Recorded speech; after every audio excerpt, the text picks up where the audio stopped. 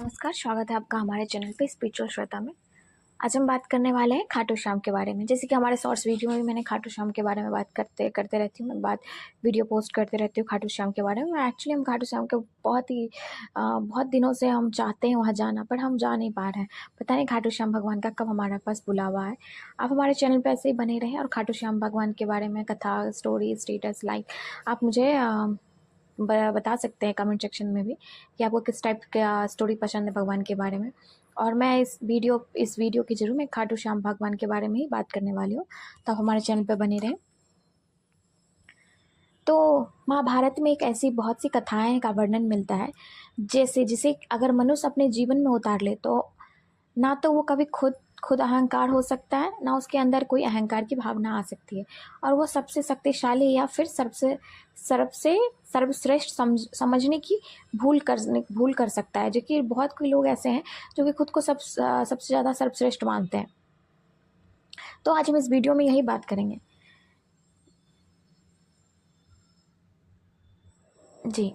तो जैसे कि महाभारत में तब के समय में श्री कृष्ण ने उन लोगों को कैसे दूर किया था। देखिए, इस वीडियो के जो आगे का है वो सारी चीज़ आपको इसी खंड के अनुसार आपको हम सारी कथाओं में मतलब आपको बता देंगे। कौरव और पांडव सेना धर्म क्षेत्र कुरुक्षेत्र में होने वाले महाभारत में एकत्रित हो चुके थे। दोनों ही शिविर में इस बात की चर्चा हो रही थी कि कल से शुरू होने वाला है, युद्ध शुरू होने वाला है, कितने दिनों में समाप्त होगा। हमेशा युद्ध तो शुरू होने का निश्चित होता है, चलो युद्ध शुरू हो गया, पर युद्ध कब खत्म होगा, कितने को हानि होगा, कितने जान मान की खतरा होगा, ये कोई नहीं जानता है। जैसे कि आप हमारे देश की बात कर लो, ऑपरेशन सिंदूर में भी हमारे देश में अभी युद्ध तो स्टार्ट हो गया, पर क्या है कि कितनों का हानि होगा, क्या होगा, नहीं होगा, वो कभी युद्ध का विराम कब होगा वो कोई नहीं जानता। तो इसी तरीके से महाभारत का भी था। तो इस युद्ध में कौन विजय होगा उसकी जानकारी जब घटोत्कच के पुत्र और भीम के पौता जो होते हैं पात, उनको मिलती है। वो अपनी माँ से युद्ध में शामिल होने की आज्ञा लेते हैं कि खाटू श्याम भगवान जो उस टाइम में बर्बरिक थे। तो उन्होंने कुरुक्षेत्र के मैदान में अपने पांडवों के शिविर में पहुंच गए। वहां पहुंच के बर्बरिक के सबसे पहले भगवान श्री कृष्ण को प्रणाम किया और फिर बारी बारी पांचों पांडव के चरण छुए।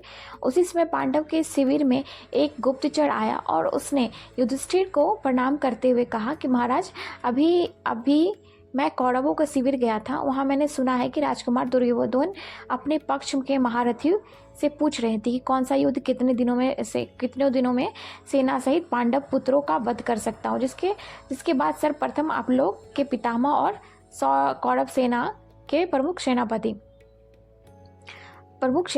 के दायित्व में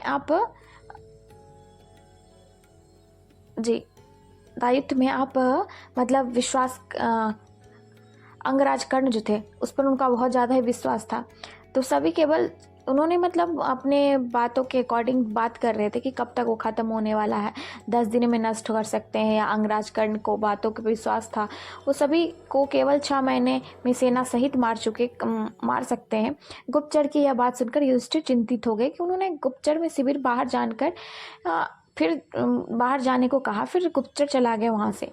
युधिष्ठिर ने अपने चारों भाइयों से पूछे कि अनुज, तुम लोग इस युद्ध को कितने दिनों में समाप्त कर सकते हो।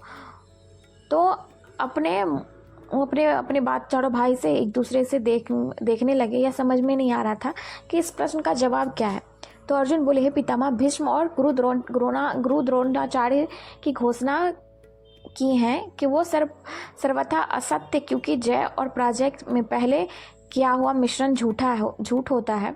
अपने जो वीर योद्धा युद्ध के लिए रणभूमि में जाने वाले हैं, इनमें तो बर्बरिक जो थे, जो खाटू श्याम है, वो हमारे जो बर्बरिक हैं, उन्होंने जाने की आज्ञा मांगी।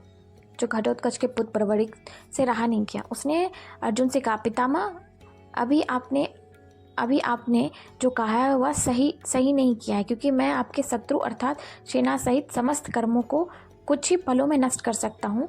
पर भड़ी के मुंह ऐसी बातें सुनकर शिविर में मौजूद सभी योद्धा आश्चर्यचकित हो गए और उनकी आंखें लज्जा से झुक गए। तब भगवान श्री कृष्ण ने कहा कि पार्थ, बर्बरिक ने अपनी शक्ति के अनुसार बात कही है, क्योंकि इसके पास ऐसी शक्ति मौजूद है जो कुछ पल में ही होने वाले इस युद्ध को समाप्त कर सकती है। और फिर भगवान श्री कृष्ण ने बर्बरिक से कहा, बस भीष्म, द्रोण और कर्ण जैसे महारथियों से सुसज्जित कौरव की सेना को तुम इतना शीघ्र पर आज तक कैसे कर सकते हो? तो तुम्हारे पास ऐसा कौन सा इस तरह के, कृपया करके मुझे बताओ। तो बर्बरिक से कृष्ण भगवान तो थे ही कि किसी तरह से उनके मुख से बात निकलवाना। तो बर्बरिक ने भगवान श्री कृष्ण से दोनों हाथ जोड़ते हुए कहा, प्रभु, आप जो मेरे तरकश में ये 3 बाण देख रहे हैं, इन जो बाणों की सहायता से मैं पल भर में अपने शत्रु को नष्ट कर सकता हूँ।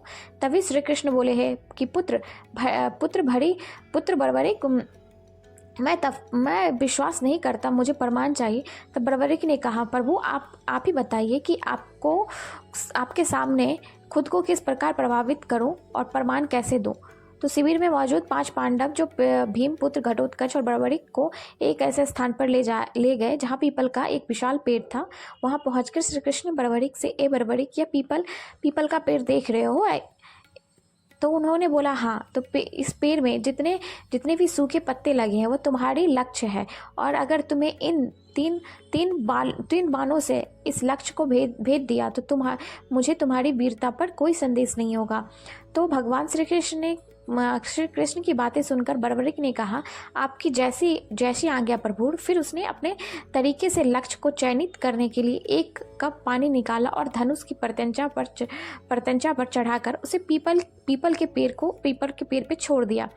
पल भर में ही पीपल के जो जितने पेड़ पे जो पत्ते थे, सूखे पत्ते को चिन्हित कर तरकश में लौट आया। उस बांध कर वापस आते ही बर्बरिक ने जैसे उन पत्तों को काटने के लिए अपना दूसरा बाण बाहर तरकश से निकालते हैं, तो उसी समय एक चिंतित हुआ सूखा पत्ता धरती पे आकर गिर गया, जिसे भगवान श्री कृष्ण ने अपने पाँव के नीचे छिपा लिया। उधर पहले ही भली भांति बर्बरिक ने दूसरे बाणों को धनुष पे प्रत्यंचा चढ़ाकर पीपल के पेड़ पर छोड़ दिए थे।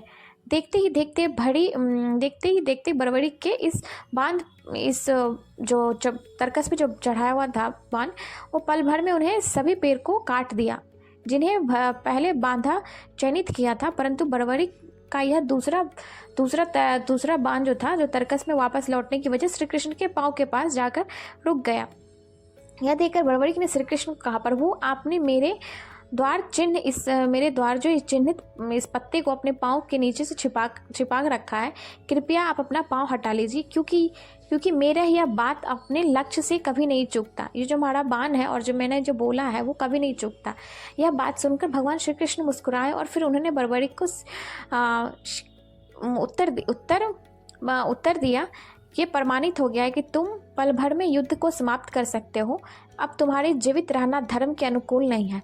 यह संगठित कर शहीद 5 पांडव हैरान रह गए। फिर सभी पांडव वो श्री कृष्ण के समीप आए और उसने बोला, वासुदेव, आप यह कैसे कह रहे हैं और कैसे कह सकते हैं? तो जो श्री कृष्ण थे उन्हें बोले, आप लोग जैसा दिख रहा है वैसा वो सत्य नहीं है। अर्जुन, तो फिर सत्य क्या है? वासुदेव बोलते हैं, कृष्ण भगवान बोलते हैं, भगवान ने जवाब दिया कि आप लोग की सारी सच्चाई बारी बारी से बताएंगे। फिर श्री कृष्ण के अनुसार सच बताते हुए कहा, प्रभु श्री कृष्ण ने कहकर कहे, क्योंकि मैंने अपनी माता को प्रसन्न देख रखा है, मतलब प्रसन्न बात में अपना बात दे रखा है कि जिस पक्ष युद्ध में निर्भर होगा, जो पक्ष हारा होगा, मैं उसके साथ ही युद्ध में साथ दूंगा। तो भीम ने कहा, वासुदेव, शक्ति की गणना के अनुसार तो इस युद्ध में हमारा ही पक्ष निर्बल है, फिर तो ऐसा क्यों कह रहे हैं? तब श्री कृष्ण ने कहा, हमसे बोले मजले भैया, लेकिन शुरुआत में आपका पुत्र बर्बरिक तो आपके पक्ष में होगा, लेकिन अगले ही पल जब कौरव का नाश हो जाएगा तो आपके विरुद्ध खड़ा हो जाएगा और कौरव की तरह आप सभी का भी विनाश कर देगा। भगवान श्री कृष्ण के मुख से ऐसी बातें सुनकर बर्बरिक उसे शक उनके चरणों पे पकड़ लिया और कहा, प्रभु, आप भी बताइए मैं क्या करूं? तब श्री कृष्ण ने बर्बरिक को अपना शीश जो दान करने का प्राण देने को कहा, शीश कट धड़ से अलग करके मुझे देने को कहा, भगवान श्री कृष्ण ने बताया। तो विश्व में दोनों हाथ जोड़ते हुए भगवान जो है बर्बरीक दोनों हाथ जोड़ते हुए फिर अपनी इच्छा कहा कि ठीक है श्री कृष्ण, आप तो सब जानते हैं, पर मैं युद्ध, फिर उन्होंने बर्बरीक ने बोला मैं युद्ध में शामिल कैसे हो सकता हूँ, मुझे युद्ध देखने की इच्छा है, तो युद्ध में शामिल हो सकूं और अपनी आंखों से इस युद्ध को देख कैसे सकता हूँ। तो भगवान श्री कृष्ण ने कहा बर्बरीक को अपने दोनों हाथ उसे उठाते हुए कहा वीर बर्बरीक, तुम्हें मैं वचन देता हूँ कि तुम्हारे युद्ध देखने की इच्छा अवश्य पूरी होगी, लेकिन इसके लिए तुम्हें अपना अंश दान करना होगा। बर्बरीक ने जवाब दिया प्रभु आपकी जैसी इच्छा। उसने अपना तरकश का एक बांध निकाला और उसने सर तन से जुदा करते हुए ऊपर की ओर छोड़ दिया। देखते देखते पल भर में उसे बांधने भरी कर सिर धड़ से अलग कर दिया। श्री कृष्ण के चरणों में जाकर गिर गया। उधर बर्बरीक का शीश कटा हुआ देखकर पांचों पांडव घटोत्कच से शौकुल हो गए और फिर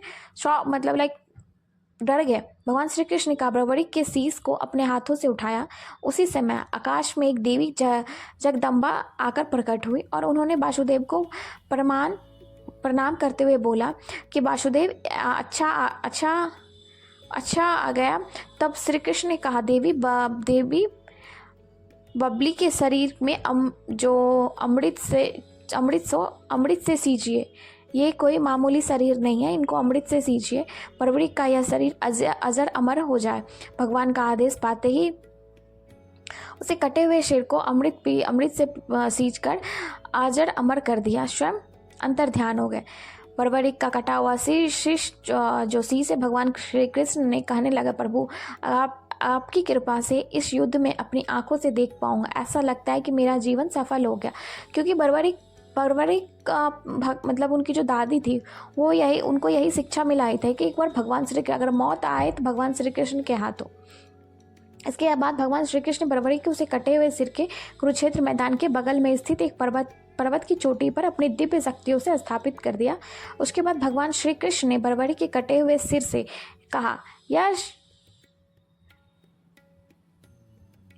कहा कि तुम पर्वत की इस चोटी से कल से शुरू होने वाला धर्म युद्ध देखोगे और तुम एकमात्र इस युद्ध के साक्षी रहोगे जिसे तुम्हें आने वाली पीढ़ी इस धर्म की कथा जानता होगा आएगी। आज से तुम्हें मैं अपना नाम और अपनी शक्ति देता हूँ, जिसे बाद तुम खाटू श्याम के नाम से जाने जाओगे, और कलयुग में जो तुम्हारी पूजा श्रद्धा और भक्ति के साथ करेगा उसे सभी कष्ट दूर हो जाएंगे। फिर श्री कृष्ण ने ऐसा कहने के बाद पांडवों ने बर्बरीक के शीश को प्रणाम किया और फिर वह सभी श्री कृष्ण सहित अपने शिविर लौट आए। अगले दिन कुरुक्षेत्र के मैदान में कौरवों और पांडवों के बीच महाभारत का धर्म युद्ध शुरू हो गया, जो 18 दिनों तक चला। इस युद्ध में कौरव पक्ष के सभी महारथी मारे गए और पांडवों के जीत मिली। लेकिन मित्रों, अगर आपको यह जानना चाहते हैं कि 18 दिन में किस दिन क्या हुआ, इसके लिए मैं आपके लिए दूसरी वीडियो बनाऊंगी जिसमें हम आपको विस्तार से महाभारत के युद्ध घटनाओं के क्रम में वर्णन करेंगे और बर्बरीक के कुछ विशेष बातों के भी जैसे खाटू विशेष बातों का भी हम वर्णन करेंगे।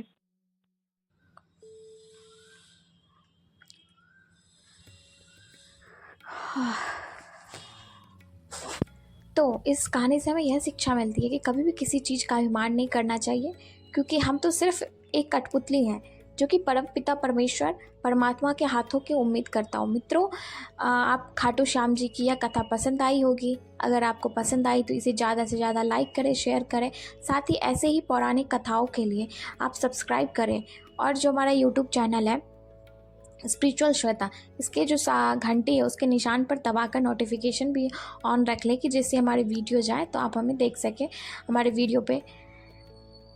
और आपका हमारे वीडियो पे बने रहने के लिए बहुत बहुत धन्यवाद।